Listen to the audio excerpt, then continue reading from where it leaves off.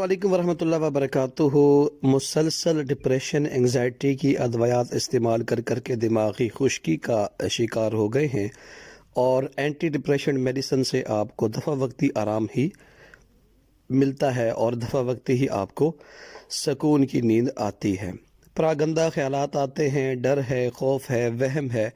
دل کی دھڑکن تیز ہو جاتی ہے، دل کی دھڑکن سلو ہو جاتی ہے، یا پھر آپ کو بیٹھے بیٹھے اچانک ڈر اور خوف کی کیفیت محسوس ہوتی ہے،